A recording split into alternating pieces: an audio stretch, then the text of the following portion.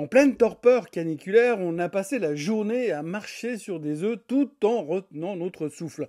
On ne voulait surtout pas casser notre jouet avant d'en savoir plus sur le chiffre magique de l'inflation qui va nous tomber dessus dans quelques heures. Encore une fois, je ne sais plus la combientième, encore une fois, on nous a dit que ce chiffre-là, celui-là, vraiment celui-ci, il peut tout changer et dessiner la stratégie de la Fed pour les mois à venir. Qui sait, peut-être même les années à venir. Bon, c'est des conneries, hein. C'est des conneries parce que depuis que Powell a déclaré qu'il arrêtait de monter les taux en octobre 2023, à chaque chiffre économique qui sort, que ce soit le CPI, le PCE, les NFP et parfois même le discours post-FOMC meeting, on nous vend l'histoire comme quoi ça va changer nos vies et qu'après, plus rien ne sera pareil. C'est des conneries. Comme d'habitude, on va prendre le chiffre, le tourner dans tous les sens, analyser les rapports, écouter les discours des uns et des autres, et ensuite spéculer. Spéculer pour savoir ce que Powell pourrait bien en tirer comme conclusion, et donc, qu'est-ce qu'il pourrait en faire au mois de septembre. Et ensuite, 35 minutes après la publication du chiffre, ChatGPT va nous donner une estimation de la probabilité de ce que la Fed pourrait éventuellement peut-être faire au mois de septembre et les mois suivants, bien sûr. Et puis on passera à autre chose. Je sais pas moi, la nouvelle crise de nerfs de Trump, la nouvelle cravate de Trump, le nouveau droit de douane de Trump, et puis demain, ce sera un autre jour et on se concentrera sur les chiffres du PPI qui, ils pourraient peut-être tout changer parce qu'ils vont tenir compte de l'inflation liée aux droits de douane mis en place le 7 août. Par contre, il nous reste une certitude, une seule. Nous sommes mardi et demain, ça sera mercredi. Enfin, à moins que Trump décide de changer l'ordre des jours dans la semaine. Bienvenue dans ce Morning Bull Live. Nous sommes le 12 août 2025. Je suis Thomas Veillet et ce matin, on attend le CPI. Au cas où vous n'auriez pas compris, hein. Comme hier d'ailleurs.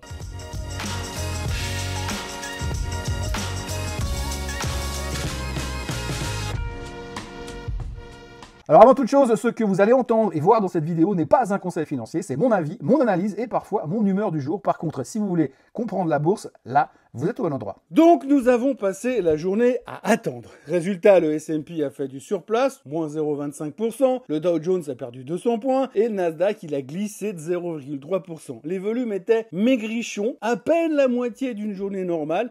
Le 10 ans américain s'est calé à 4,28 comme un campeur qui a trouvé sa place et qui ne bouge plus. Et puis les experts en taux et en Fed, eux, ils jouent déjà la suite. Si l'inflation est plus basse que prévu, la probabilité d'une baisse des taux au mois de septembre, déjà estimée à 90%, pourrait monter en flèche. Enfin, monter en flèche, quand tu es à 90% de probabilité, tu peux pas non plus monter à 158% de probabilité de voir une baisse des taux en septembre. Sans compter qu'entre le prochain meeting de la Fed et maintenant, on va encore avoir droit aux chiffres de l'emploi du mois d'août, un autre round de PPI, de CPI, un autre PCE, la réunion de Jackson Hole et Trump qui est susceptible de nous sortir un truc inattendu toutes les 24 heures. On a donc un paquet de raisons de supposer que le chiffre de 90% qui pourrait monter en flèche tout à l'heure pourra également être révisé et remanié environ 214 fois au moins avant que Powell prenne une décision officielle. Et ça, c'est seulement si le CPI est plus bas que les attentes. Alors par contre, s'il est plus haut que les attentes, préparez-vous à entendre des phrases comme stagflation et erreur de politique monétaire durant tout le reste de la semaine, ou en tous les cas pendant les 12 prochaines heures. Pour le reste, la star de la journée, encore une fois, c'était Oncle Donald. Le patron du monde libre n'a même pas fait durer le suspense jusqu'à la dernière minute, puisqu'à quelques heures de l'échéance, le président américain a signé une prolongation de 90 jours de la trêve tarifaire avec Pékin. Traduction, pas de retour immédiat aux droits de douane stratosphériques de 145% sur les jouets, les meubles et les chaussures chinoises. On garde des petits tarifs actuels, 30% côté US, 10% côté chinois, en attendant de voir si Xi Jinping est prêt à passer commande de soya américain par cargo entier comme Trump le réclame sur Truth Social.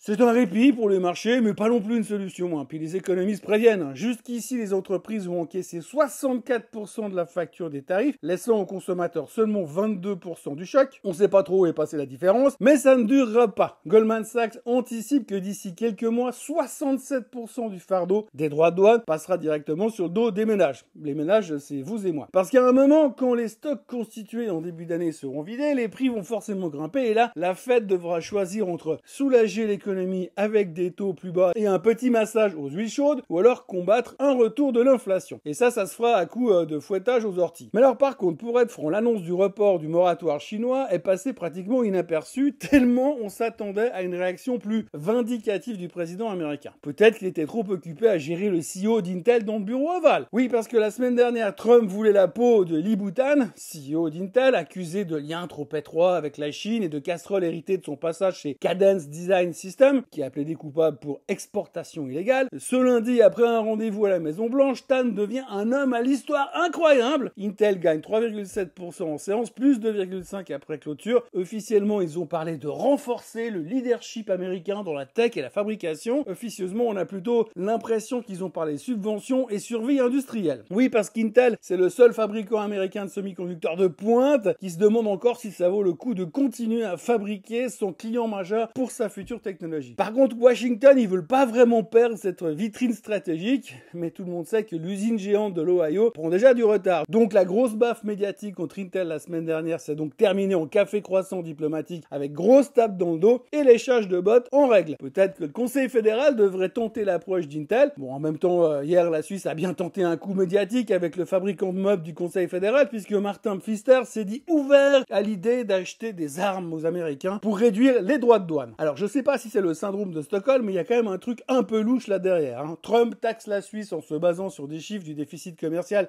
qui n'existent que dans sa tête. Ensuite, il méprise les conseillers fédéraux qui vont le voir à Washington. Bon, en même temps, il y avait Parmelin, il a dû croire que c'était une délégation de vignerons qui venait vendre du pinard dans la région. Et après tout ça, on voudrait acheter plus d'armes aux Américains pour qu'ils soient plus gentils avec nous. Alors bon, moi je suis pas psychologue, ni psychiatre, mais je pense qu'il y a quand même un truc à creuser avec une petite série de psychothérapie. Bref, mis à part ça, on peut encore parler des autres dossiers chauds de la séance, malgré le fait qu'on s'en foutait un peu, parce que notre seule activité officielle était de passer la séance sur ChatGPT pour faire des simulations sur le CPI et les taux de la Fed. Néanmoins, on est revenu sur le sujet Nvidia AMD, puisque pour continuer à vendre certaines puces AI à la Chine, ils vont devoir verser 15% de leurs revenus de ces ventes au gouvernement américain. Les marges vont souffrir, mais c'était ça ou un bannissement total. Les analystes craignent quand même que ce deal devienne un précédent pour d'autres secteurs stratégiques. Mais peu importe l'interprétation qu'on veut bien en faire de ce racket, les deux actions des deux sociétés des stars de l'IA ont utilisé une belle citation de Jacques Chirac pour décrire leur séance. Ça m'en touche une sans faire bouger l'autre. Les deux actions sont restées totalement immobiles, un peu comme si tout d'un coup elles avaient annoncé qu'elles changeaient de business model et que dorénavant elles vendraient du dentifrice. Par contre, toujours dans le même secteur, Micron a relevé ses prévisions et prenait 4%, une des rares vraies bonnes surprises de la séance d'hier. Et puis, comme pour confirmer qu'il y a intelligence artificielle et intelligence artificielle, BigBear.ai a publié ses chiffres after close et c'était tout simplement immonde.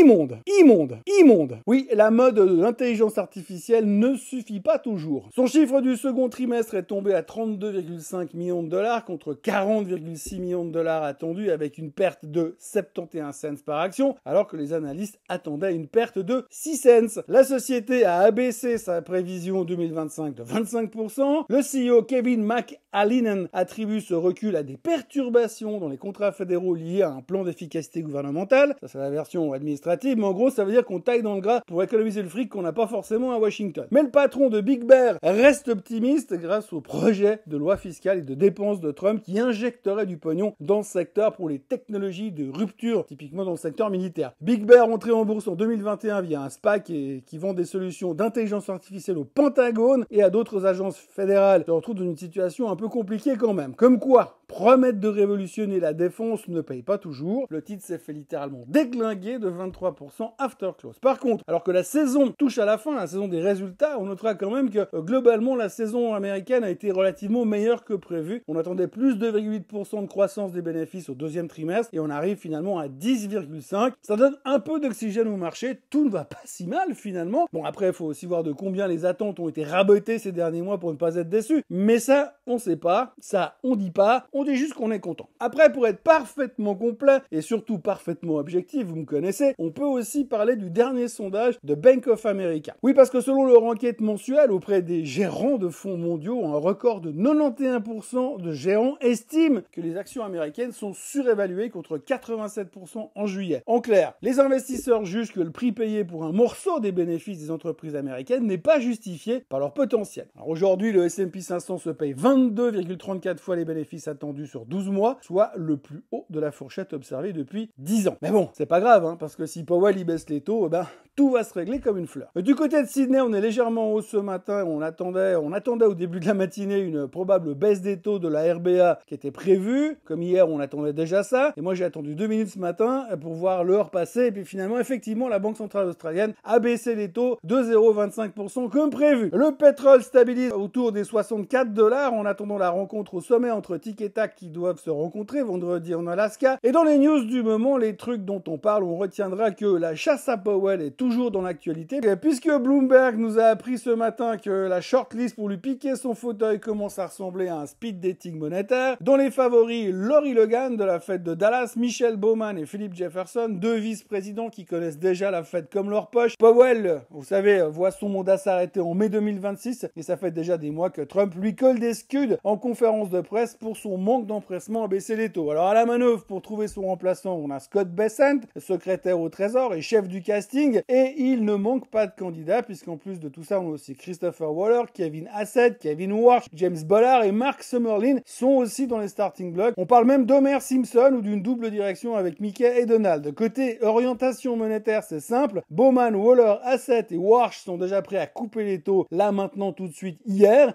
et Logan, elle reste droite dans ses bottes. Inflation encore trop haute, pas de baisse pour le moment. Par contre, Jefferson, lui, joue la carte du mystère. Pas de signal très clair, histoire de rester invité à tous les meetings jusqu'au dernier moment. Autre nouvelle du jour, Elon Musk a encore sorti le bazooka sur X hier. Il menace Apple de poursuites pour pratiques anticoncurrentielles, accusant l'App Store de favoriser ChatGPT au détriment de son chatbot, le Grok. Selon lui, Apple bloque toute IA autre que OpenAI dans sa section Must Have, alors que Grok est déjà numéro 5 des apps gratuites et X numéro 1 dans le secteur des news. Apple est partenaire d'OpenAI et a intégré ChatGPT dans les appareils, ce qui avait déjà valu à Musk de menacer de bannir les iPhones de ses entreprises. Musk et OpenAI, c'est une guerre ouverte depuis son départ en 2018. Aujourd'hui, il les poursuit en justice pour trahison de leur mission initiale et OpenAI vient donc de sortir ChatGPT numéro 5, vous le savez. Grok 4 est arrivé le mois dernier et la guerre des modèles d'intelligence artificielle bat son plein. Sam Altman a déjà répliqué en insinuant que Musk manipule lui-même X pour servir ses intérêts. Apple, elle, est déjà visée par plusieurs procédures antitrust. Ils n'ont pas réagi pour l'instant. Monstre ambiant chez les très très riches qui devraient d'ailleurs être contents puisque la nouvelle loi fiscale de Trump devrait arranger encore un peu plus les gens qui sont très très riches. Complètement par hasard, il semblerait d'ailleurs. Comme quoi le hasard, il fait bien les choses pour les plus riches en tous les cas. Et puis je suis obligé de parler un peu de l'or parce que oui, Trump